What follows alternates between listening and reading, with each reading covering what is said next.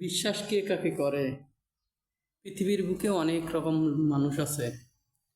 ভাই বোন, মা বাপ, সন্তান, স্ত্রী, সবাই সবার প্রতি আশ্বাস আর বিশ্বাস নিয়ে বেঁচে আছে।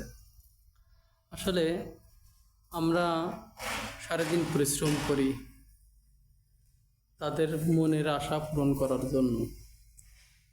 কে কোন জায়গায় আছে, কি করতেছে, আসলে আমরা তো দেখতে পাচ্ছি না। তবে বিশ্বাস আছে, যারা যেখানেই থাকুক, ভালো থাকুক, তারা যেন আমাদের মনের মতো হয়ে চলে এবং মনের মতো থাকে। আমরা এই বিশ্বাসটা করি এবং আস্থা রাখি।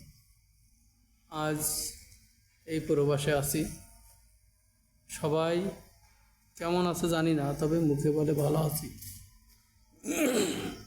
এই ভালো থাকা শব্দটাই আমাদের জীবনে অনেক কিছু। যদি তারা ভালো থাকে, আমরাও খুশি থাকি। তারা যদি কষ্টে থাকে, আমরাও কষ্টে থাকি। আমরা রোজগার করি, কিন্তু আমরা পকেটে টাকা রাখতে পারি না। আমাদের যেখানে ভালো থাকার অঙ্গীকার করে আসছি যে আমরা আমার ফ্যামিলিকে ভালো রাখবো, সেই ফ্যামিলি যদি অস্বস্তির ভিতরে থাকে, তাহলে কি আমরা কি ভালো থাকতে পারি? এই জন্য রোজগার করে আমরা আমার ফ্যামিলি, আমার পিতামাতা সবার জন্য চেষ্টা করি যে এটা সমাধান করার, যে তারা যেন ভালো থাকে।